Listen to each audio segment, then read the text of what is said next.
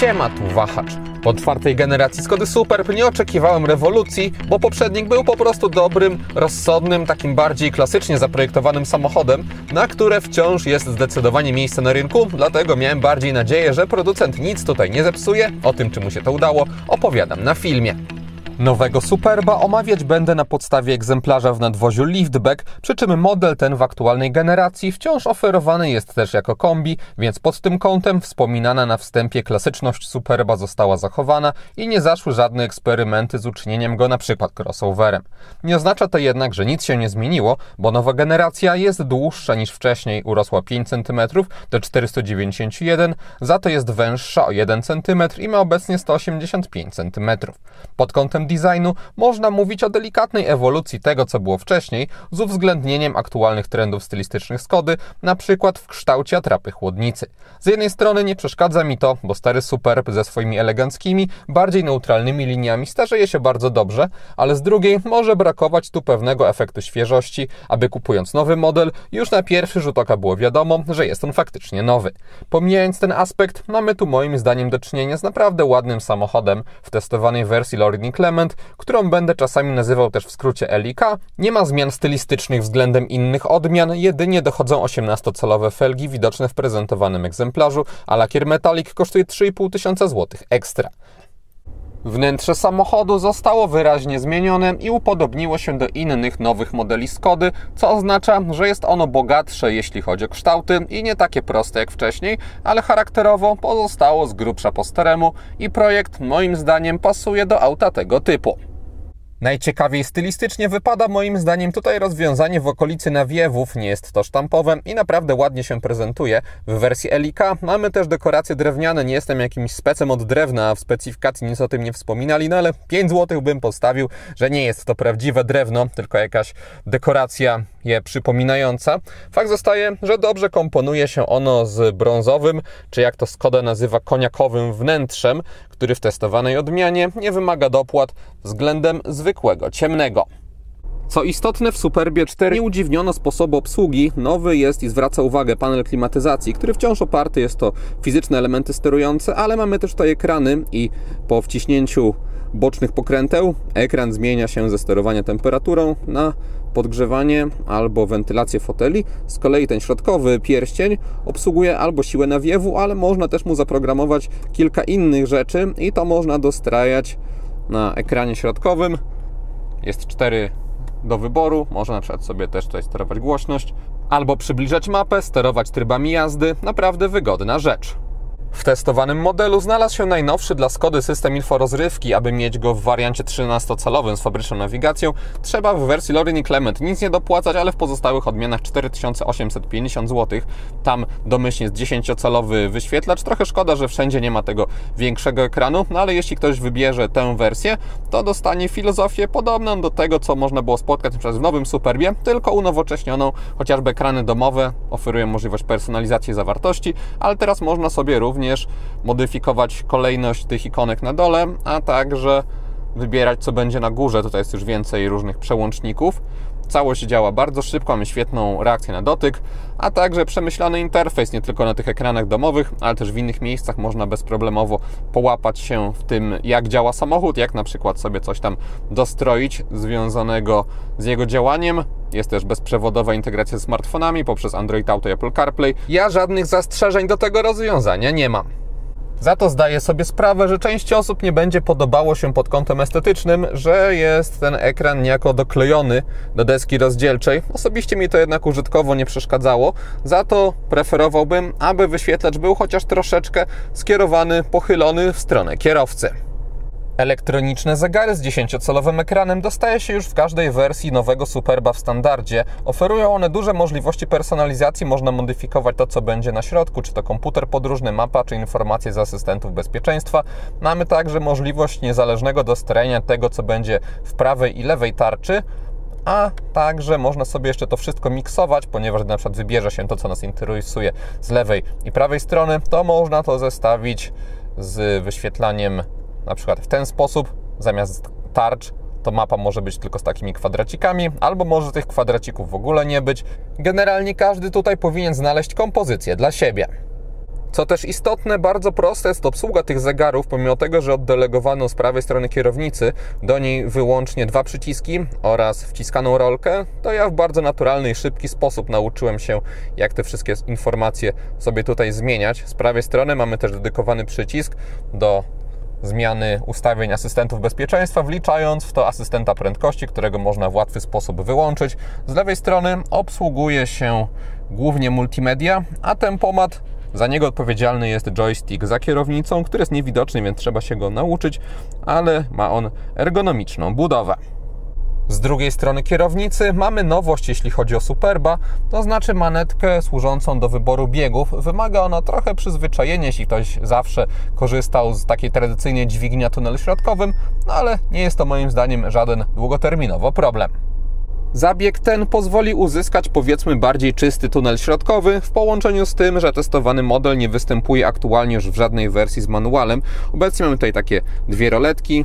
Po odsunięciu tej frontowej ujrzy się 2 porty USB-C do ładowania oraz indukcyjną matę, a trochę dalej są uchwyty na kubki.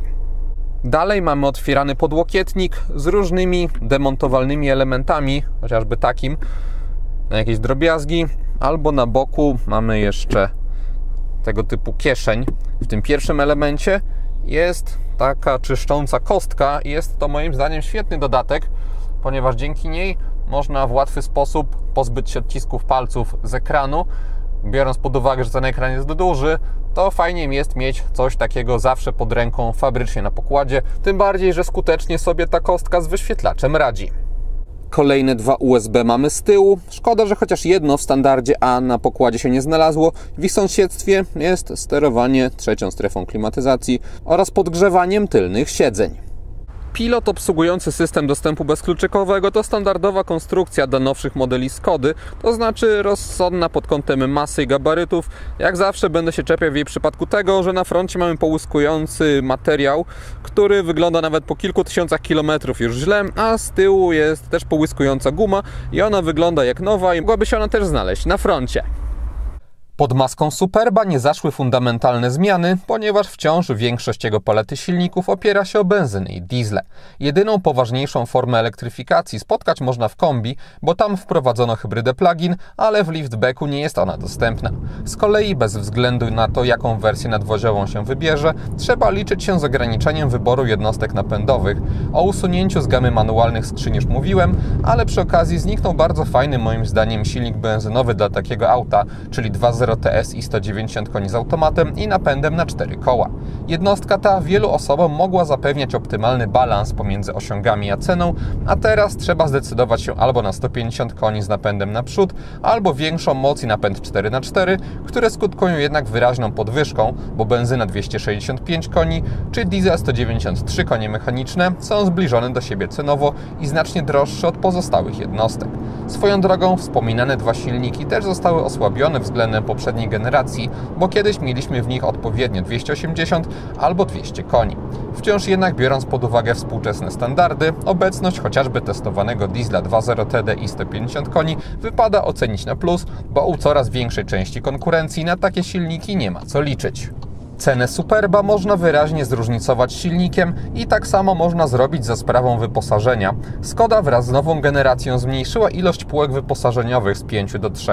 Bazowe Essence odpowiada z grubsza wyposażeniem temu, co kiedyś oferowała podstawa nazywająca się Active i przyznam, że za wyjściowe 149 900 zł dostaje się całkiem niezły poziom wyposażenia. Nie ma co tutaj liczyć oczywiście na fajerwerki, ale autem chociażby z dwustrefową klimatyzacją, kamerą cofania wraz z czujnikiem, sporym ekranem w kabinie, podgrzewanymi fotelami czy światłami LED spokojnie można jeździć. Biorąc pod uwagę też obecność na pokładzie automatycznej skrzyni i nowych technologii, to podwyżka ceny Superba względem poprzedniej generacji nie jest przesadzona. Środkowe Selection jest tworem powstałym z połączenia 2 obecnych kiedyś odmian Ambition i Style, co zaowocowało pewnym zubożeniem poziomu, bo na przykład matrycowe światła LED w standardzie występują obecnie wyłącznie w testowanym LiK, a kiedyś były też w Style. W każdym razie dochodzi w Selection na przykład pełen dostęp bezkluczykowy, czujniki parkowania z przodu czy elektryka klapy bagażnika, więc nie jest źle.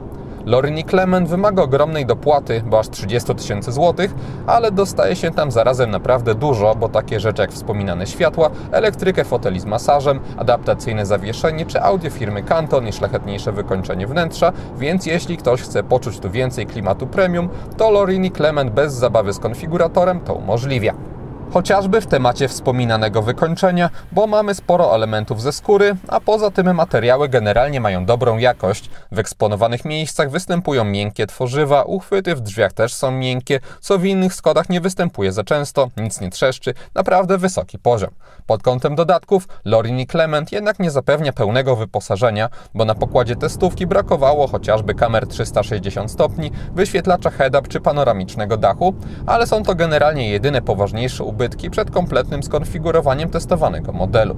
Egzemplarz, który przedstawiam, to takie powiedzmy czyste Lorin i Clement i finalnie kosztował on około 220 000 złotych, ale tak jak wspominałem, nawet tańsze odmiany wypadają ok pod kątem wyposażenia i na przykład egzemplarz w wersji Selection z benzyną 150 koni można mieć za 2076 zł netto albo 2555 zł brutto w wynajmie długoterminowym na 4 lata z limitem kilometrów 20 000 i taką ratę przygotował partner Wahacz TV, firma Carlis Polska. Dodatkowo widzowie kanału, wpisując w uwagach do zamówienia kod Wahacz Free, mogą liczyć na darmowe podstawienie wybranego auta pod wskazany adres. Link do oferty wraz z kodem są w opisie filmu.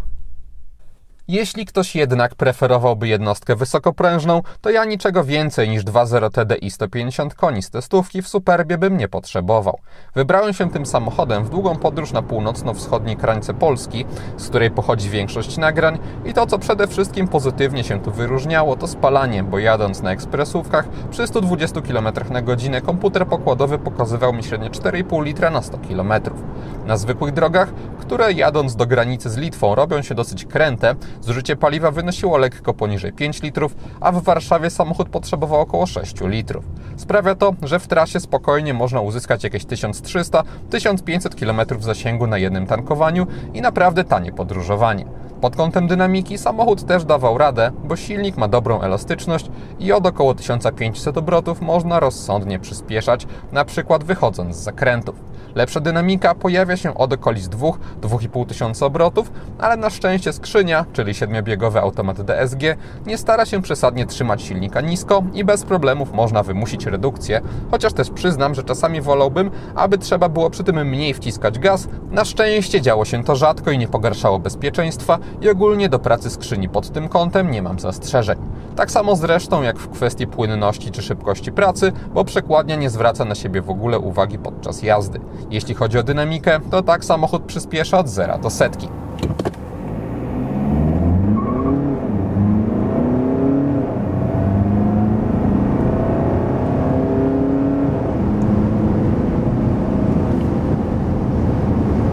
A tak od 90 do 140 km na godzinę.